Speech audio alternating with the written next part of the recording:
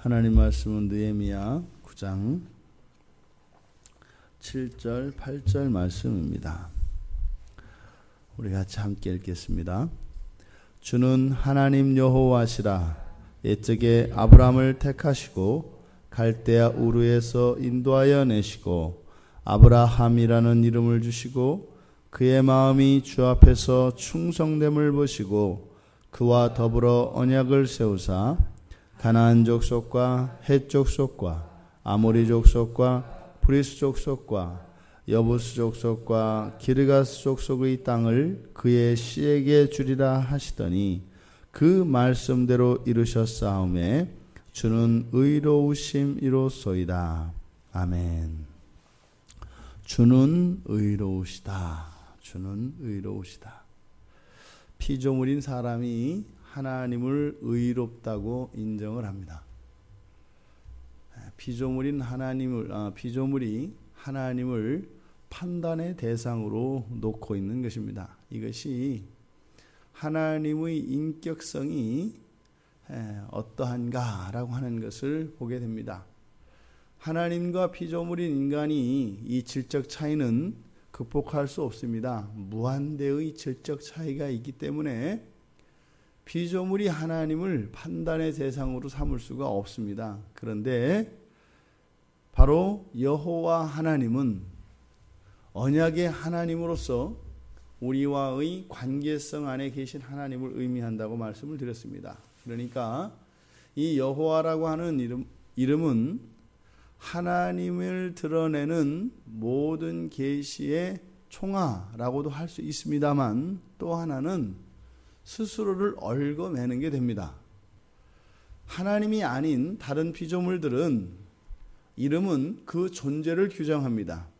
그런데 하나님은 무한 본질이신 분이시기 때문에 하나님에게 어떠한 이름을 씌웠을 때 그 이름에 의해서 구속을 받으시게 되는 거죠.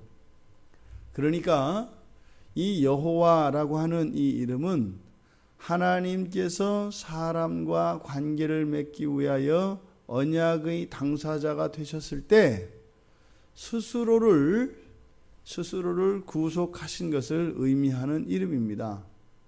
우리들에게는 그 하나님의 이름으로 알려져서 영광스럽고 복된 것이겠습니다만 하나님의 입장에서는 스스로를 구속하신 것이 된다 이 말입니다. 무엇이 생각나세요? 바로 예수 그리스도이시죠. 무한본질이신 그 하나님이 사람의 육신 안에 스스로를 가두셔서 사람과 같이 되셔서 그 신성을 지니신 하나님이 사람으로 사십니다. 그러니까 이 여호와라고 하는 창조주 그 하나님의 이름을 우리에게 계시하여 주신 그것은 장차 사람으로 오셔서 스스로를 구속하시게 될, 제한하시게 될 바로 성육신에 대한 예표적인 이름이 또한 여호와가 되는 것입니다. 그 여호와를 우리가 의롭다 해요. 판단하고 있습니다. 그런데 우리가 하나님을, 그 여호와 하나님을 어떻게 의롭다고 하는가? 그러니까 우리가 가지고 있는 인간들의 의의 기준이 무엇인가 하는 것을 역으로 우리가 알아볼 수가 있겠는데, 옛적에 아브라함을 택하시고, 즉 지금 이스라엘의 역사의 시작 부분입니다. 아브라함을 선택하셔서 가나안 땅을 주시겠다고 하는 약속까지, 언약으로까지 쭉 이어지는 내용들인데요. 여호와가 의로우신 이유가 첫째로는 선택입니다. 근데 이 선택은 우리가 많이 궁금해하고 있고 또 불만을 갖기도 하는, 또 이해하지 못하기도 하는 것이 에덴 동산에서의 선악과 사건인데요. 왜 하나님이 선악과를 사람이 먹을 수 있음에도 불구하고 그 가능성이 있는데도 왜 범죄할 수 있는 그런 환경을 조성해 놓았는가? 여기에 하나님께 책임을 자꾸 물으려고 하는 시도가 계속 있었습니다. 이것에 대해서 사도 바울은 에베소서 1장 4절에서 창세전의 선택, 즉 영원전의 선택에 대해서 이야기를 합니다. 그러니까 영원적 선택이라고 하는 것은 무엇이에요? 타락에도 불구하고 하나님이 온전히 구원하실 것에 대한 계획을 이야기하는 것입니다. 그러니까 일시적으로 아담이 선악과를 따먹어서 범죄한다 할지라도 그것을 다시 의롭게 만드실 계획과 모든 것들이 준비가 되어 있다는 것을 의미합니다. 하나님의 여호와 하나님의 의로우심의 그 첫 번째 근거를 선택에 두고 있습니다. 그리고 아브라함이 창세기 12장 1장에서 부르심을 받는 갈대아 우르에서 불러내시는 장면입니다. 갈대아 우르는 어떤 땅입니까? 우상의 땅입니다. 즉 사단의 땅을 의미하죠. 사단의 땅의 대표적인 지역으로서 갈대아 우르를 지칭한 겁니다. 그러니까 어둠의 땅, 사단의 땅, 우상의 지배 아래 살아가는 백성들, 영원히 그렇게 살아갈 수밖에 없는 그 백성들 가운데 아브라함을 그곳에서 불러내시는 거죠. 그리고 나서 새 이름을 주십니다.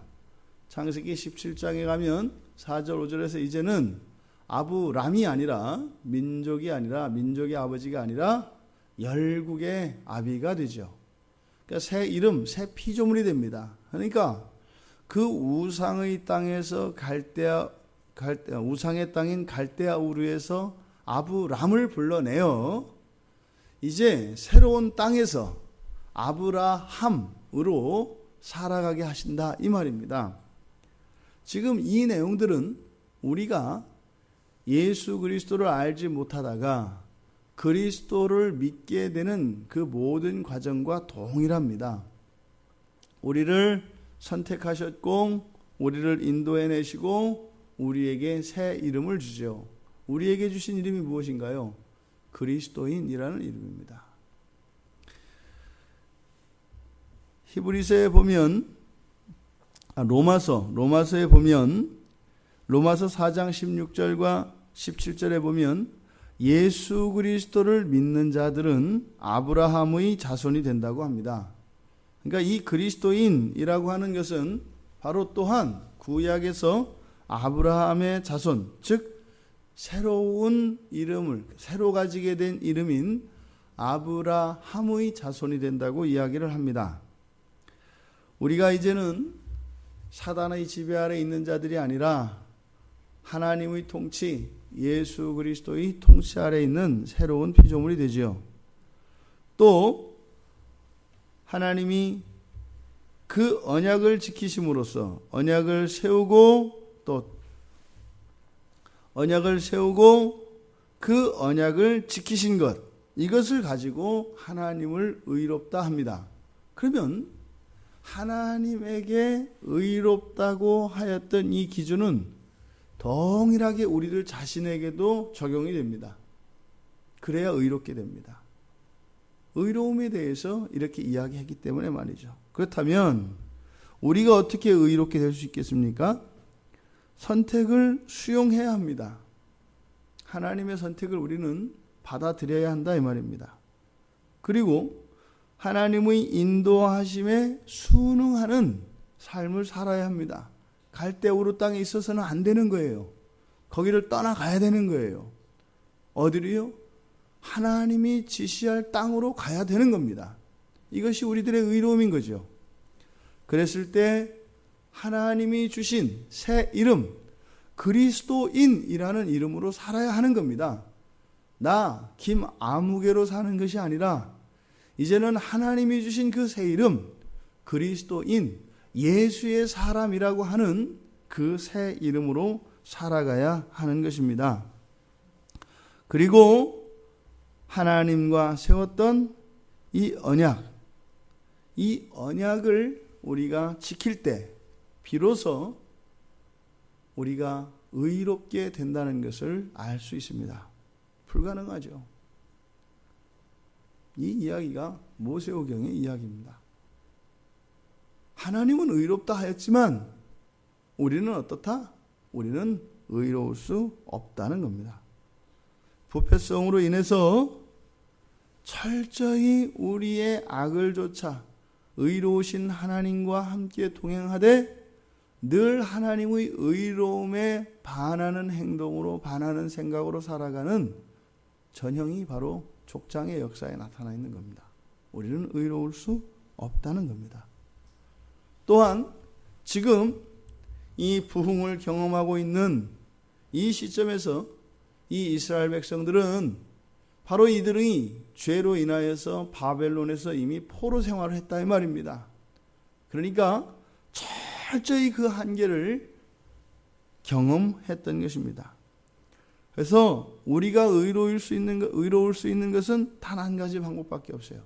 우리는 절대 의로울 수 없습니다. 그런데 여호와는 의로우십니다. 그 의로우신 여호와의 의가 우리에게 전가되지 않고서는 우리에게서는 의가 나올 수 없다는 것을 아는 겁니다. 하나님은 우리를 구원하시기 위하여 우리에게 언약 앞으로 부르셨습니다. 그러함에도 불구하고 그 언약을 우리가 지킬 수 없기 때문에 의로울 수 없다는 겁니다. 절대적으로 의존적인 존재라는 것이죠. 그리스도께 나아가야 합니다. 그리스도께 절대적으로 우리의 한계를 인정해야 합니다. 그래서 그리스도가 우리의 의의 주인이 되셔야 하는 것입니다.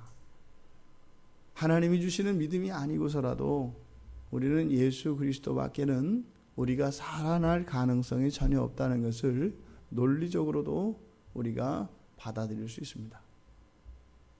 우리의 삶 속에 그러함에도 그리스도가 우리의 의가 되어주신다라고 하는 것은 단지 법정적 칭의만을 의미하는 것이 아니라 그리스도의 의가 덧입혀짐으로 역으로 우리가 이룰 수 없었던 그 하나님의 선택에 수용하며 하나님의 인도하심에 순응하고 새 이름으로 충성되게 살아갈 수 있는 존재로 날마다 우리가 변모해 가는 것이죠. 오늘 하루가 그렇게 되기를 바랍니다. 그리스도께서는 당신의 모든 것을 이미 우리에게 다 내어주셨습니다. 당신이 가지신 그 완전한 의를 이루셔서 우리를 의롭다 하셨습니다. 주께서 우리에게 주신 그 의를 이루어 가시는 그 열매를 맛보시는 복된 날이 되시기를 주님의 이름으로 축원드립니다.